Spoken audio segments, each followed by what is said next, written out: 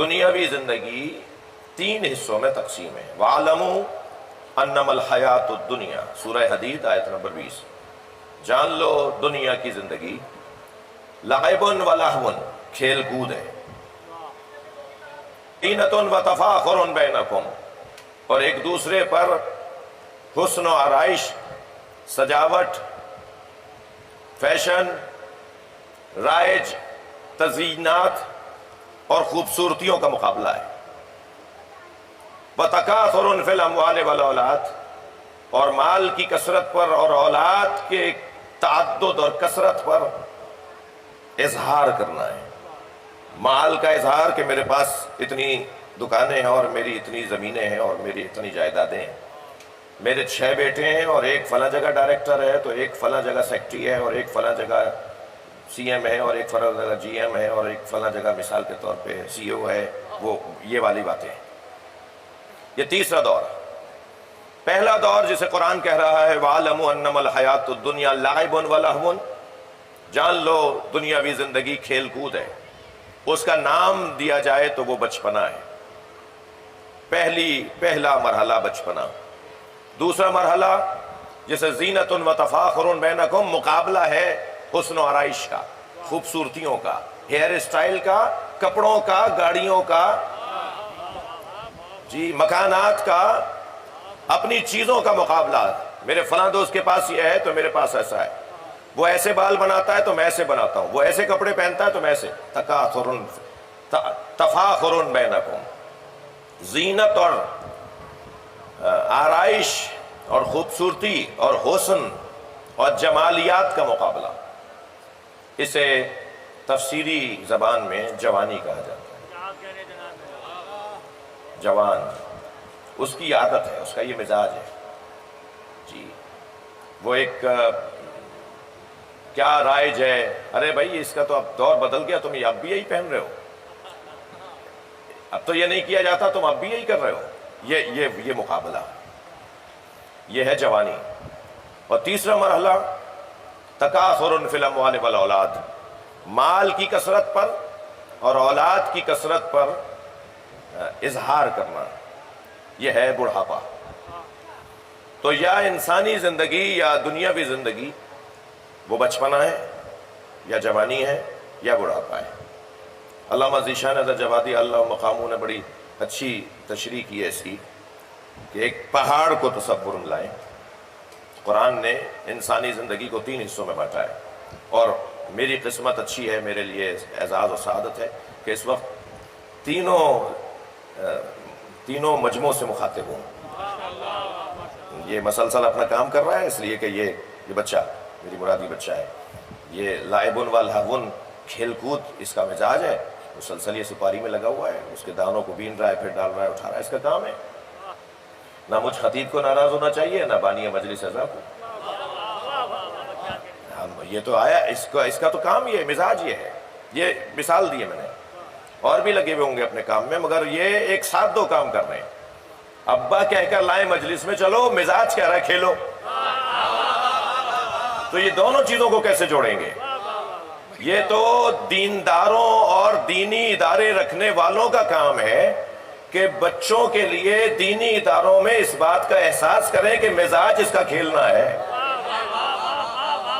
صلوات پڑھ لیں ذرا محمد و آل محمد۔ آگے آ جائے صاحب، ایک اور صلوات نبی کی ذات۔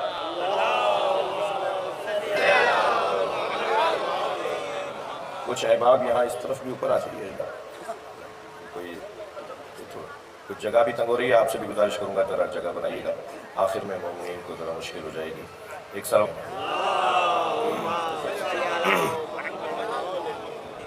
ایک اور بہتر صلوات، ایک اور صلوات، تھوڑا سا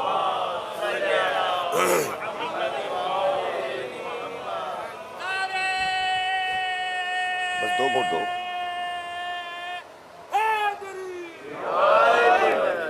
کے لیے، اور بہتر بلند صلوات۔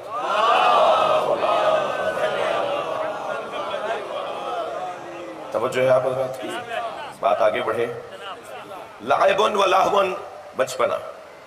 علامہ ذیشان درجوادی اس بیان کو، قرآن کے اس اعلان کو کچھ تشبیہ دیتے ہوئے کہتے ہیں کہ پہاڑ کو تصور میں لائیں.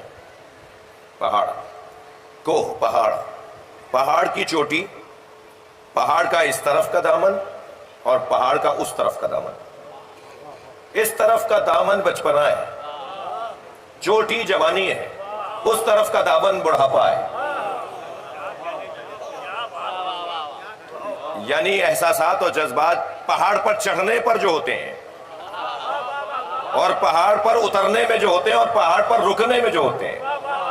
بھائی حضرت موسیٰ کے بیٹے نے یہی کہا تھا نا کہ یہ پہاڑ مجھے بچا لے گا، اور پہاڑ پہ چڑھتا رہا، چوٹی پہ جاتا رہا اور پانی بھی بڑھتا رہا. یہ جوانی کا مزاج ہے، اور آخر پہاڑ بھی ڈوب گیا. مجھے تو لگتا ہے کہ پہاڑ کو ڈوبنا نہیں تھا، اس کی وجہ سے پہاڑ ڈوبا. ہوتا ہے نا کچھ لوگوں کی وجہ سے کچھ لوگوں کو نقصان ہوتا ہے. وہ پکارتے رہے کشتی میں سوار ہو جا، اور یہ کہتا رہا کہ مجھے پہاڑ بچا لے گا.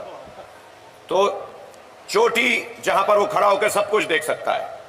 پھر اس کی تشریح خود بھی فرماتے ہیں، کہتے ہیں کہ یہ جب چڑھ رہا ہوتا ہے تو اس کی ایک کیفیت ہوتی ہے، چڑھنے کے بعد پھر اسے دونوں طرف نظر آتا ہے. اسے بچپنے کے حالات بھی یاد آتے ہیں، اسے آگے کیا بربادیاں اور پریشانیاں ہیں وہ بھی نظر آتا ہے، آگے کیا ہونا ہے وہ بھی نظر آتا ہے. لہذا کمال انسانی زندگی کا جوانی ہے.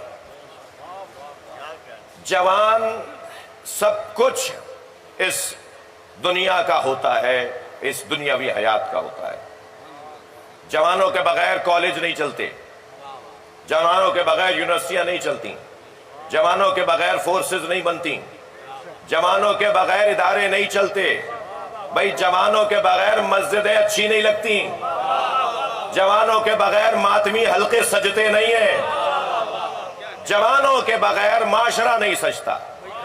لہذا سب سے زیادہ کمال کا جو دور حیات ہے وہ جوانی ہے. یہ جب مسلح پر کھڑا ہوتا ہے تو اللہ فرشتوں سے پوچھتا ہے تمہیں زمین پہ کچھ نظر آ رہا ہے؟ فرشتے کہتے ہیں اللہ ہمیں زمین پہ چمکتا ہوا ستارہ نظر آ رہا ہے. حدیث سنا رہا ہوں میں آپ کو. اللہ کہتا ہے یہ زمین پہ ستارہ نہیں ہے بلکہ ایک جوان ہے جو اپنی جوانی کو چھوڑ کر مجھے یاد کر رہا ہے. سب سے زیادہ قیمتی نماز جوانی کی ہے. بڑھاپے میں تو اللہ حکم ہی نہیں دے رہا کچھ، پڑھ لے تو شاباش، نہ پڑھے تو بچہ ہے جی. اور بڑھاپے میں بھی اللہ رعایتیں دے رہا ہے. کھڑے ہو کے نہیں پڑھ سکتے، بیٹھ کے پڑھ لو. بیٹھ کے نہیں پڑھ سکتے جی، لیٹ کے پڑھ لو. لیٹ کے بھی نہیں ہو رہا تو اشاروں میں پڑھ لو، یعنی معافیاں مل رہی ہیں جی. بچے سے اللہ بات نہیں کرتا اس لیے کہ شریعت لڑکے کی تو 15 سال میں شروع ہوتی ہے، لڑکی کی 9 سال میں شروع ہوتی ہے، اور بچپنا 7 سال پہ ختم ہوتا ہے. تو اللہ بچوں سے تو بات ہی نہیں کرتا. اللہ بوڑھوں سے بھی بات کرنا کم کر دیتا ہے، 2 4 5 دن بعد ایک دفعہ بات کرتا ہے بوڑھوں سے. مکمل شریعت جس سے مخاطب ہے وہ جوان ہے. مکمل جس سے شریعت بات کرتی ہے وہ جوانی ہے. لہذا سب سے زیادہ قیمتی دورانیہ وہ جوانی کا دورانیہ ہے. مولا علی کی عظمتوں میں بھی لا فتح کو بڑا حصہ حاصل ہے. لا فتح یعنی کوئی جوان ہی نہیں ہے الا علی. صلوات پڑھیں محمد و آل محمد. فتح، فتح لفظ فتح، فتین، فتایات، جوان اور جوانوں کو کہا جاتا ہے جی. جوانی سب سے زیادہ قیمتی دورانیہ جوانی کا ہے. اس نے اتفاق ہے کہ کچھ کم نہیں ہے تعداد نوجوانوں کی مجلس میں. جتنا اس دور میں محنت کر سکتے ہیں، جتنا اس دور سے حاصل کر سکتے ہیں، اس لیے کہ مکمل توانائی کا دورانیہ ہے. جتنا پڑھ سکتے ہیں، جتنا تجربہ حاصل کر سکتے ہیں، اتنا ہی پھر ساری زندگی کام آئے گا. اور بڑھاپے کا اپنا حسن ہے، بچپنے کا اپنا جمال ہے. یہ 3 دورانیے پروردگار عالم نے قرآن مجید میں بیان کیے ہیں. ان تینوں دورانیوں کے اپنے اپنے تقاضے.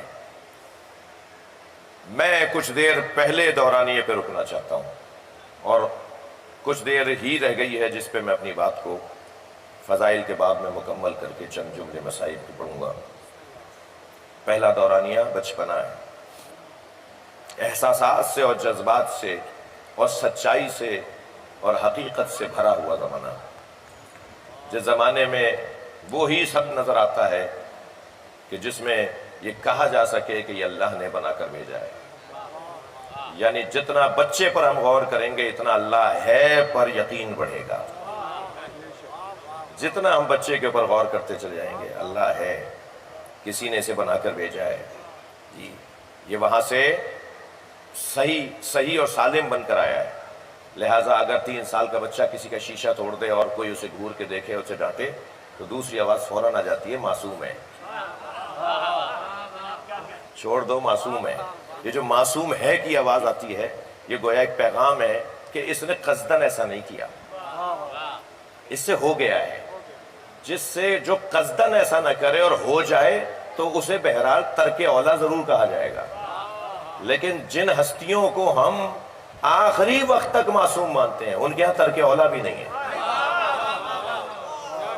اور یہ جو لفظ بولا جاتا ہے کہ معصوم ہے، یہ محاورہ ہے، عقیدہ نہیں ہے. بھائی توجہ چاہوں گا ان جملوں پر. یہ محاورتاً ہم کہتے ہیں معصوم ہے، چھوڑ دو اس کو، کچھ نہیں کہو.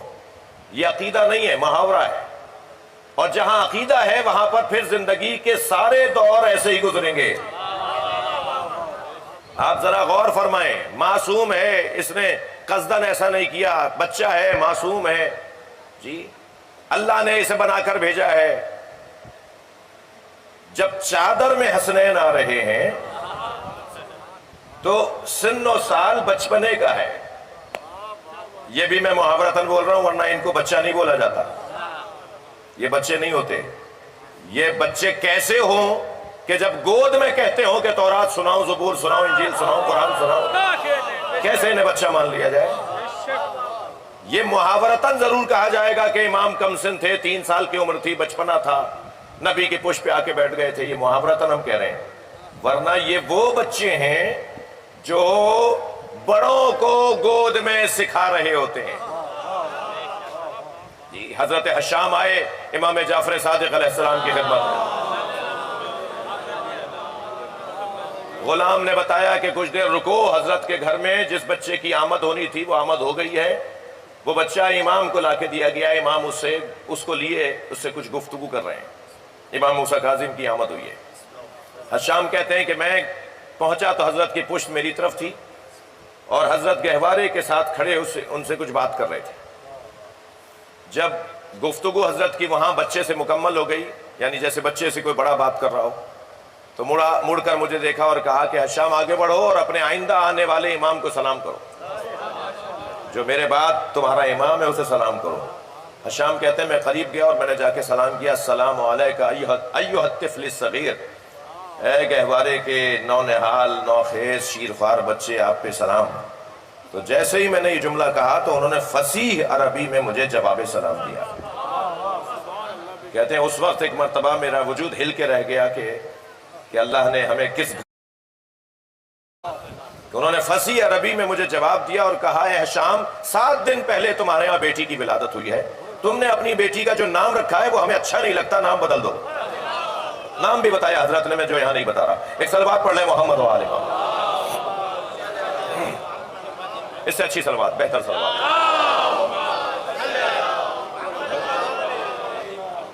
تو یہ موضوع علیحدہ ہے اور حسین موضوع ہے کہ ائمہ اہل بیت کے گہواروں کے جو واقعات ہیں، بچپنے کے جو واقعات ہیں، گود میں ہیں. بھائی سرکار کو تو دیکھیں نا، حضرت فرما رہے ہیں ہما امامان قاما وقعدا، میرے یہ دونوں حسن حسین امام ہیں، چاہے دونوں کھڑے ہوں یا دونوں بیٹھے ہوں. میں یہ ترجمہ نہیں کرتا کہ ایک بیٹھا ہو ایک کھڑا ہو، یہ غلط ترجمہ ہے. پتہ نہیں کسی نے بے خالی میں ایک دفعہ کر دیا ہوگا ترجمہ، وہ چل ہی جا رہا ہے وہی ترجمہ. ان الحسن والحسین سیدہ شباب اہل الجنہ، حسن حسین جوانان جنت کے سردار ہیں. کسی نے ایک دفعہ کر دیا ہوگا، وہی چلا جا رہا ہے، غلط ترجمہ ہے. کہاں کہا ہے سرکار نے کہ ان الحسن والحسین سیدہ شباب اہل الجنہ، حسن حسین جوانان جنت کے سردار ہیں. اس کا مطلب ہے مر جاؤ جنت میں چلے جاؤ تو 2 سردار ملیں گے، یعنی مردوں کے سردار ہیں.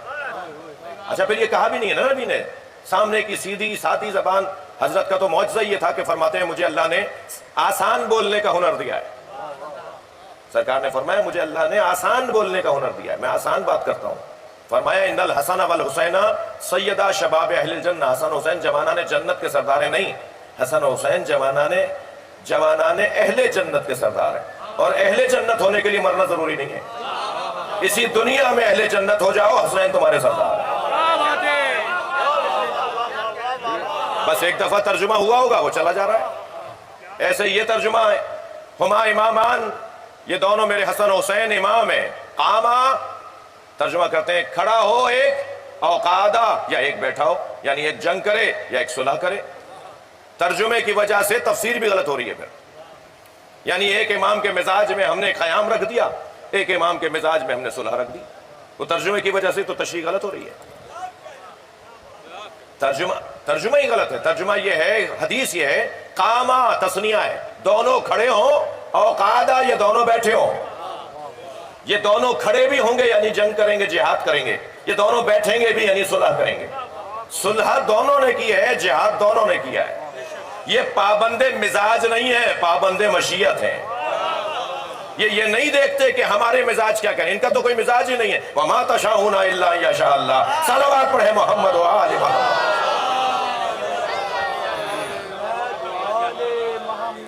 एक और बेहतर सलवात, बचपना कमसिनी बहुत ज्यादा पैगामात रखती है। इस दौर में इंसान बच्चों से बहुत कुछ सीख सकता है। ये सबसे हसीन उन्वान इनकी जिंदगी में खेल कूद है। अल्लाह ने इन्हें लअबुन व लहवुन की कैफियत देकर भेजा है। आज का बच्चा स्कूल न जाए तो रोता है। बच्चा बदला है या स्कूल बदला है? बच्चा नहीं बदला। 1000 साल पहले वाला बच्चा भी वही था, आज का बच्चा भी वही है। बच्चा नहीं बदला, स्कूल बदल गए। कल तख्ती, दवात, कलम, स्लेट, चाक, भाई बस्ता, और वो भी दवात। पता नहीं आज बच्चों को तो ये दवात का लफ्ज भी नहीं आएगा। वो दवात की शीशी अगर टूट जाती थी तो सारी किताबें रंगीन हो जाती थी, सारा बस्ता रंगीन हो जाता था, कपड़े रंगीन हो जाते थे। तो वो एक मुसीबत लिखने के नाम पर। अच्छा, वही दौर था भाई, मैं उस दौर की मजम्मत नहीं कर रहा, उस दौर के हिसाब से बड़ा काम था। और उस दौर में जिन्होंने तख्तियां लिखी हैं उनकी राइटिंग देखी है, ऐसा लगता है जैसे सितारे जड़े हुए हो। आज तो स्कूल में खत आती नहीं है, किताबत नहीं है। राइटिंग देख लीजिए आज के बच्चों की। कुछ अगर तारीफ कर रहा हूं तो कुछ जरा कंट्रोल भी तो करूं इन्हें। ये राइटिंग देखिए आज के जवानों की, इनको ऐसा लगता है कि भाई बंद कर दो इसको, कीड़े मकोड़े भरे हुए हैं। बड़े बड़े पढ़े लिखे लोग। अब मैंने भाई, मेरे जहन में कोई नहीं है, मैं जनरल एक उमूमी बात कर रहा हूं। बड़े पढ़े लिखे लोग, डॉक्टर और PhD सतह के लोग, राइटिंग बहुत सौ की खराब है जी। बहरहाल हमने तख्ती भी लिखी है, अच्छी राइटिंग नहीं है मगर बुरी भी नहीं है। तो वो दौर, जिस दौर के अंदर बच्चों की ये कैफियत, और फिर वो मालूम है एक मुसीबत कि आज तख्ती पोती नहीं हमने मुल्तानी से। तो जब तख्ती पोत के नहीं गए, भाई उर्दू में मजलिस पढ़ रहा हूँ, तो फिर उस्ताद डांटेंगे कि तुम तख्ती पोत के नहीं लाए। तो ये कैसे होगा? तो मालूम रोते पीटते जा रहे हैं कि घर से, अच्छा फिर बहाने कर रहे हैं कि स्कूल की छुट्टी करवा दें। लेकिन आज का बच्चा रोता है अगर स्कूल ना जा रहा। क्यों? इसलिए कि सारी चीजें स्कूल में।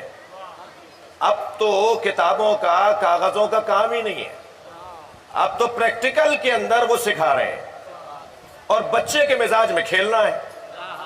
वो टोकरी के अंदर ब्लॉक बने हुए हैं, वो टोकरी के अंदर तस्वीरें बड़ी भरी हुई हैं, अलिफ बे पे ते की, ABCD की, और सामने दीवार पे चार्ट लगा हुआ है उनका, जुड़ी हुई तस्वीर।